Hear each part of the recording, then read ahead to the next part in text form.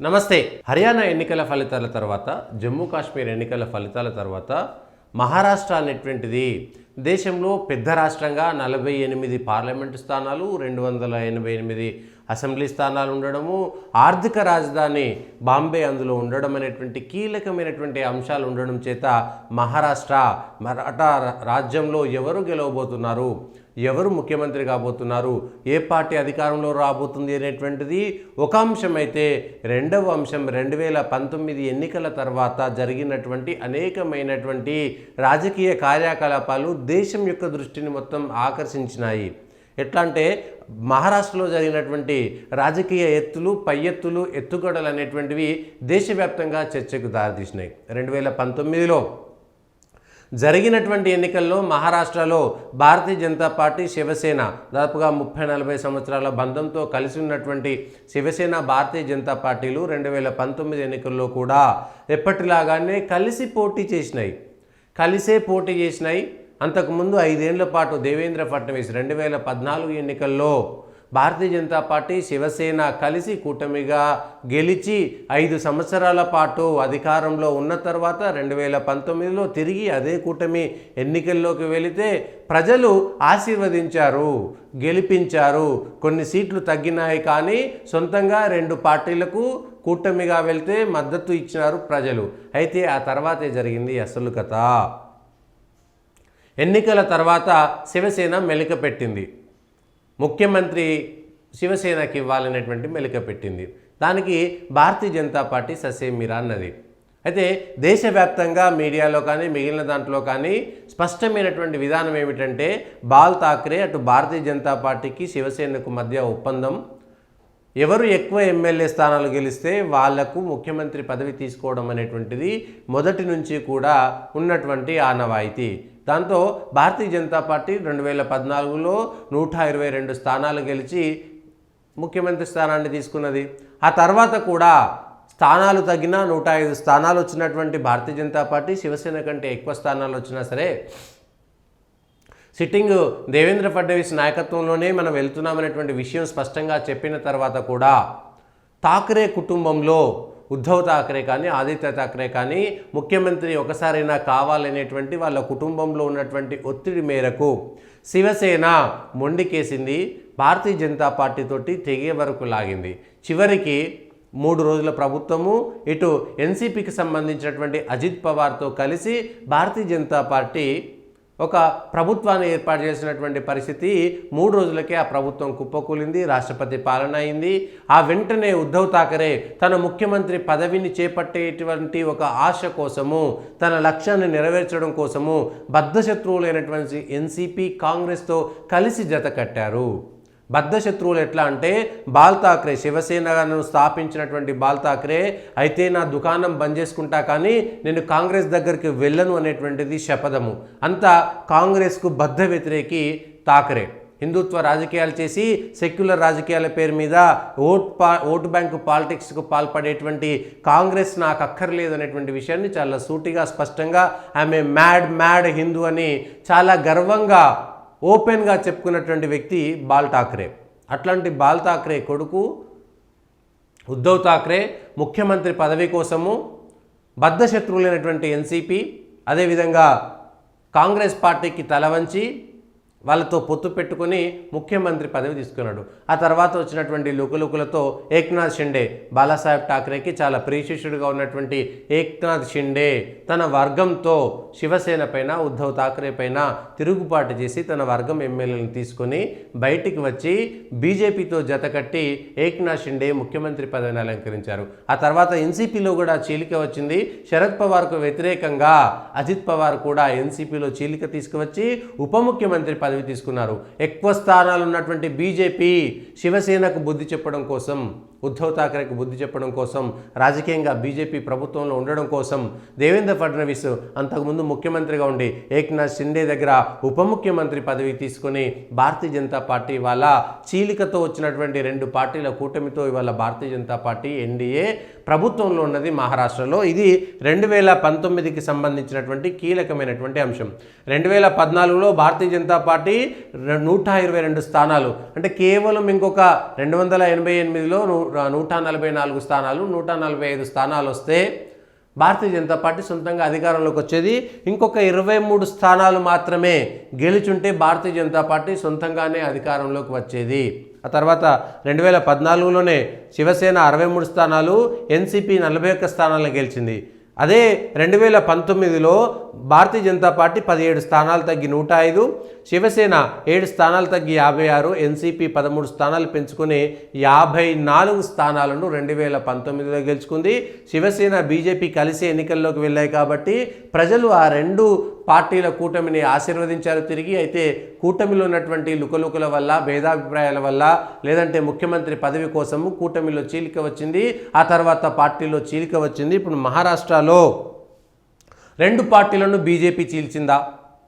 మోడీ, అమిత్ షా నాయకత్వంలో ఇటు ఎన్సీపీని ఇటు శివసేనను కోలుకోకుండా దెబ్బతీసి వాళ్ళ అధికారం కోసం చీలికలు తీసుకొచ్చారా? అయితే దానికి ముందు జరిగినటువంటి భారతీయ జనతా పార్టీతో కలిసి అధికారంలోకి వెళ్ళి ఒప్పందం ప్రకారం బీజేపీకే ముఖ్యమంత్రి పదవి రావాల్సి ఉన్న ముఖ్యమంత్రి పదవి కోసం ఇది కర్ణాటకలో కూడా జరిగింది. జేడి కుమారస్వామి బీజేపీ కలిసి వెళ్ళినప్పుడు కూడా కుమారస్వామికి మొట్టమొదటిసారిగా అధికారంలోకి వెళ్తే చెరి సగం అంటే 5 ఏళ్లలో 2.5 సంవత్సరాలు కుమారస్వామి పార్టీ, దేవేగౌడ పార్టీ, 2.5 సంవత్సరాలు భారతీయ జనతా పార్టీకి ముఖ్యమంత్రి పదవి ఇవ్వాలి. కానీ 2.5 సంవత్సరాలు కుమారస్వామి ముఖ్యమంత్రి అయిన తర్వాత భారతీయ జనతా పార్టీకి అధికార బదలాయింపు చేసి ముఖ్యమంత్రి పదవి ఇవ్వడానికి ససేమిరా అనడంతో కర్ణాటకలో కూడా గొడవ వచ్చింది. ఇక్కడ కూడా అదే పరిస్థితి. అధికార మార్పిడి విషయంలో ముందస్తు ఒప్పందం ప్రకారం వెళ్లాల్సినటువంటి శివసేన వెళ్ళకపోవడంతో మహారాష్ట్రలో ఈ విచ్ఛిన్నం, రెండు పార్టీల మధ్య విచ్ఛిన్నం జరిగింది. అయితే మీడియాలో కానీ మిగిలిన చోట్ల కానీ ఇది భారతీయ జనతా పార్టీ శివసేనలో చీలిక తీసుకొచ్చింది, ఎన్సీపీలో చీలిక తీసుకొచ్చింది అనేటువంటి మాట మాట్లాడుతున్నారు. కానీ శివసేన బీజేపీని మోసం చేసింది అనేటువంటి మాట. బీజేపీయే సీఎం ఉండాలా? ఒప్పందం ప్రకారం బీజేపీయే సీఎం ఉండాలి. మిగిలిన చోట ఆంధ్రప్రదేశ్లో చంద్రబాబు నాయుడు సీఎం ఉన్నారు, లేకపోతే పంజాబ్లో అకాలీదళ్ సీఎం ఉండింది, అట్లా వేరే చోట్ల నితీష్ కుమార్ సీఎం ఉన్నాడు. ఒప్పందం ప్రకారం ఎన్డీఏలో ఎట్లా ముందస్తు ఒప్పందం ఉంటే అట్లా అభ్యర్థులు కానీ లేకపోతే ముఖ్యమంత్రులు కానీ నిర్ణయం ఉంటుంది. దాన్ని తిరస్కరించింది, తొంగలో తొక్కింది శివసేన పార్టీ తప్ప భారతీయ జనతా పార్టీ కాదనేటువంటిది స్పష్టంగా మనం చెప్పుకోవచ్చు. ఇది రాజకీయాలకు అతీతంగా 2014లో కాంగ్రెస్ పార్టీ 42 స్థానాలను, 2019లో కాంగ్రెస్ పార్టీ 44 స్థానాలను గెలిచింది. ఎంఐఎం 2 స్థానాలనే గెలిచింది. రాజ్ ఠాకరే ఒక్కొక్క స్థానాన్ని మాత్రమే గెలిచాడు ఆయన పార్టీ తరపున. ఇది భారతీయ జనతా పార్టీకి సంబంధించి ఎన్డీఏకి సంబంధించినటువంటి అలయన్స్లో ఉన్నటువంటి పార్టీకి సంబంధించినటువంటి అంశము.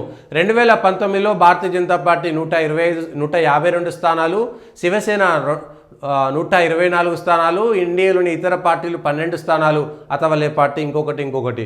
యూపీఏ కూటమిలో కాంగ్రెస్ 125 స్థానాలు, ఎన్సీపీ 125 స్థానాలు, ఇతరులు 38 స్థానాలు కలిసి పోటీ చేసింది యూపీఏకి సంబంధించినటువంటి కూటమి.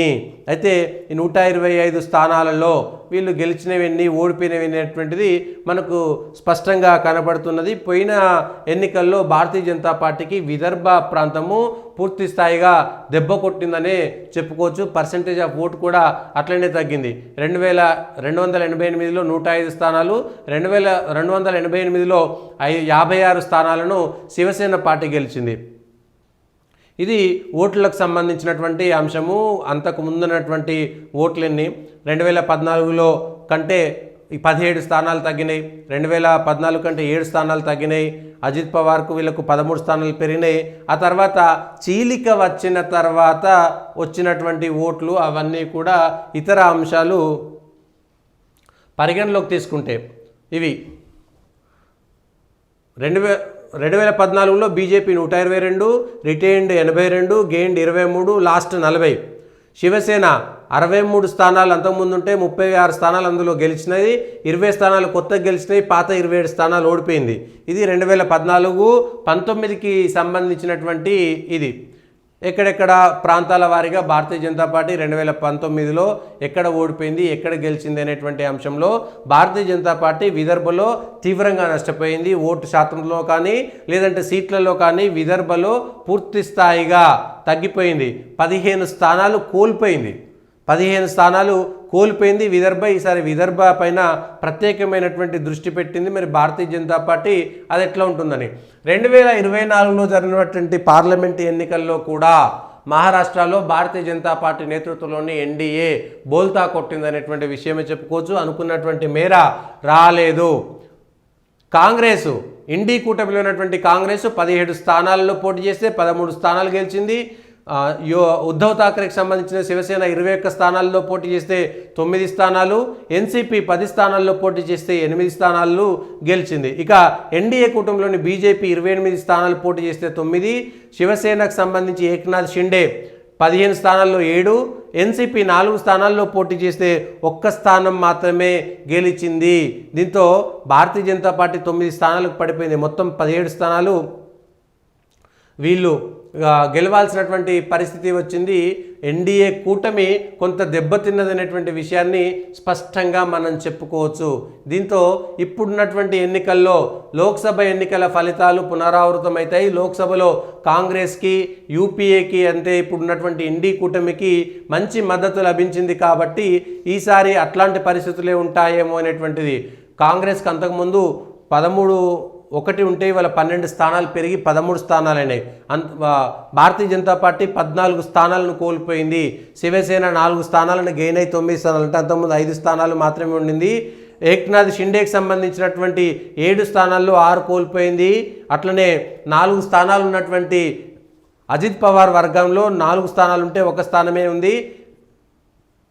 సుప్రియా సూలేకి సంబంధించినటువంటి ఎన్సీపీ అంటే శరద్ పవార్ ఎన్సీపీకి 8 స్థానాలు, 0 ఉంటే 8 స్థానాలు గెయిన్ అయింది అనేటువంటి విషయాన్ని మనం ఇక్కడ చెప్పుకోవచ్చు. ఇది భారతీయ జనతా పార్టీకి సంబంధించి లోక్సభ, ఎన్డీఏ కూటమికి సంబంధించి, ఇండీ కూటమికి సంబంధించి. ఇప్పుడు ఫలితాలు కూడా అంటే పార్లమెంటు ఎన్నికల ఫలితాల తర్వాత భారతీయ జనతా పార్టీ నేతృత్వంలోని ఎన్డీఏ పూర్తి స్థాయిగా తగ్గిపోతుంది. పార్లమెంట్ ఎన్నికల్లో మోడీ హవా తగ్గింది కాబట్టి ఇంకా ప్రతి ఎన్నికల్లో కూడా బీజేపీకి గడ్డు కాలమైనటువంటిది రాజకీయ పండితులు, విశ్లేషకులు చెప్తున్నటువంటి మాట. హర్యానాలో రాజకీయ విశ్లేషకుల అంచనాలు తప్పైపోయినాయి. అట్లనే దాదాపుగా 80-90% ఏవైతే ఎగ్జిట్ పోల్స్ చెప్పారో అవన్నీ కూడా వృధా అయిపోయినాయి. ఎగ్జిట్ పోల్స్లో కూడా అంచనా వేయలేకపోయారు. అంటే కోట్ల మంది జనాభాలో కేవలం వేల సంఖ్యలో తీసుకున్నటువంటి శాంపిల్స్ అనేటువంటివి రిఫ్లెక్ట్ కాలేకపోతున్నాయి అనేటువంటిది స్పష్టంగా అర్థమవుతున్నటువంటి విషయము. అంటే అక్కడ ఉన్నటువంటి రీజియన్ల వారీగా కానీ, కులాల వారీగా కానీ, అసెంబ్లీ నియోజకవర్గాల వారీగా కానీ చాలా మటుకు తేడా ఉంటున్నది. ఒక చోట ప్రభావం ఇంకో చోట ఇంకో రకంగా ఉంటుందనేటువంటి విషయం హర్యానా ఎన్నికల తర్వాత రాజకీయ పండితులు, ఎన్నికల పండితులు, విశ్లేషకులు అందరి అంచనాలు కూడా అంటే విశ్లేషకులు కూడా బీజేపీ మీద గుడ్డి ద్రోహము, లేదంటే గుడ్డి వ్యతిరేకత, కాంగ్రెస్ మీద గుడ్డి ప్రేమ, లేదంటే కాంగ్రెస్ మీద గుడ్డి వ్యతిరేకత, బీజేపీ మీద గుడ్డి ప్రేమ, ఇట్లా ప్రత్యేకమైనటువంటి ఒక ప్రీఫిక్స్డ్ మైండ్ ఎందుకు పెట్టుకుంటున్నారు అనేటువంటిది హర్యానా ప్రజలు చాలా స్పష్టంగా తీర్పునిచ్చారు.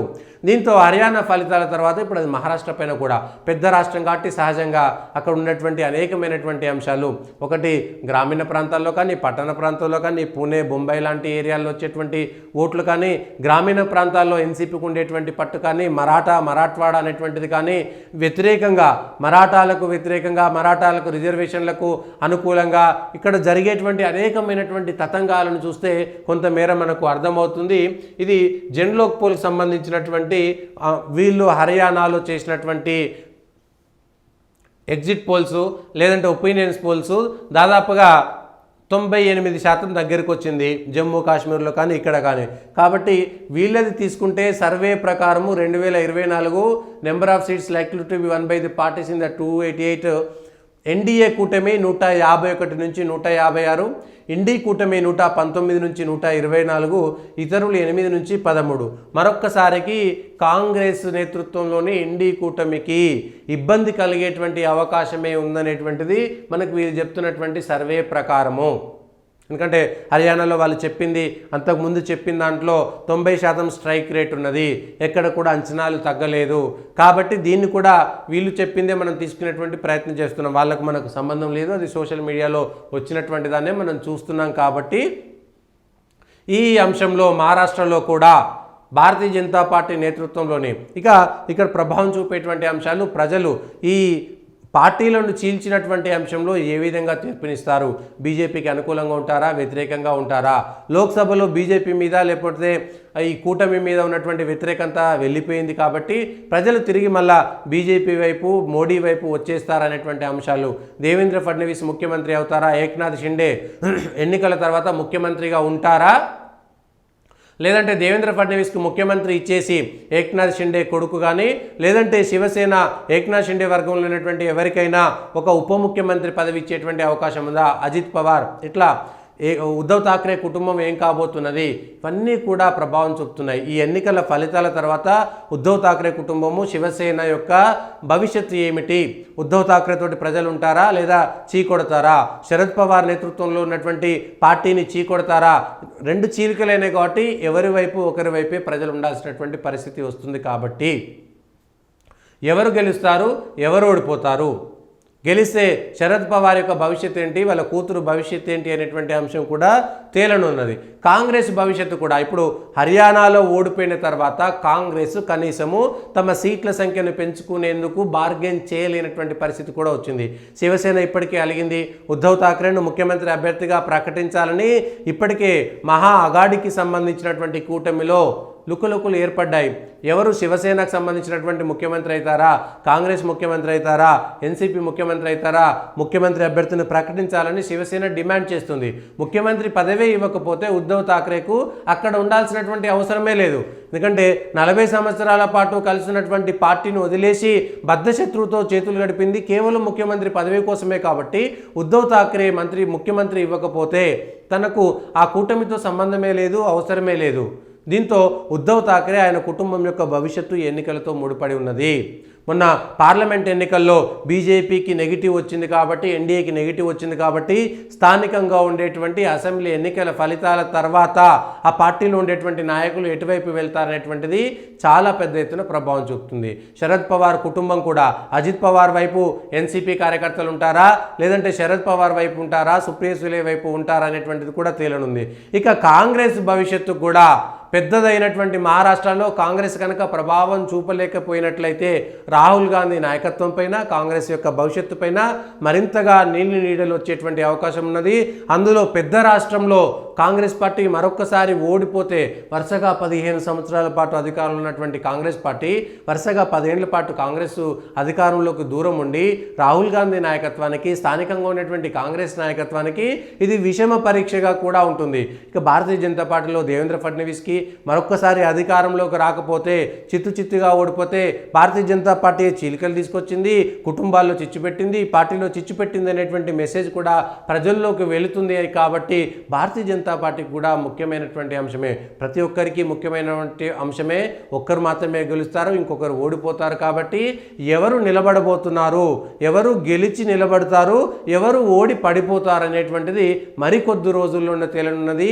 ఏకకాలంలో జరిగేటువంటి, ఒకే దఫాలో జరిగేటువంటి ఎన్నికల ఫలితాలు దేశవ్యాప్తంగా ప్రభావం చూపడానికి మహారాష్ట్ర ఎన్నికలు, హర్యానా ఎన్నికల ఫలితాల తర్వాత కాంగ్రెస్కు కొంత గడ్డు కాలము, ఇండి కూటమి కొంత గడ్డు కాలము, బీజేపీకి మంచి బూస్టప్ లాంటి ఫలితాలు హర్యానా వచ్చింది కాబట్టి అక్కడ కూడా వరుసగా మూడోసారి అధికారంలోకి వచ్చింది, హ్యాట్రిక్ విజయం వచ్చింది. కాబట్టి ఇక్కడ కూడా బీజేపీ ఎన్డీఏ కూటమికి హ్యాట్రిక్ విజయం తీసుకురమ్మని మోడీ నాయకత్వానికి మిగిలినటువంటి అంశాలన్నింటినీ కూడా దేశంలో జరుగుతున్నటువంటిది పాల్ఘర్, హిందుత్వ, మరాఠా రిజర్వేషను, మరాఠా పౌరుషము, ఛత్రపతి శివాజీ పౌరుషము, ఇవన్నీ అనేకమైనటువంటి అంశాలు, స్థానికంగా ఉండేటువంటి అంశాలు కూడా ఇందులో ప్రభావం చూపుతాయి. కాబట్టి ప్రజలు ఎటువైపు నిలబడపోతున్నారు, ఎవరిని ఓడించబోతున్నారు, ఏ కుటుంబం పడిపోతున్నది, ఏ పార్టీ నిలబడుతున్నది, ఏ పార్టీ పడిపోతున్నది మరికొద్ది రోజుల్లో తేలనున్నది.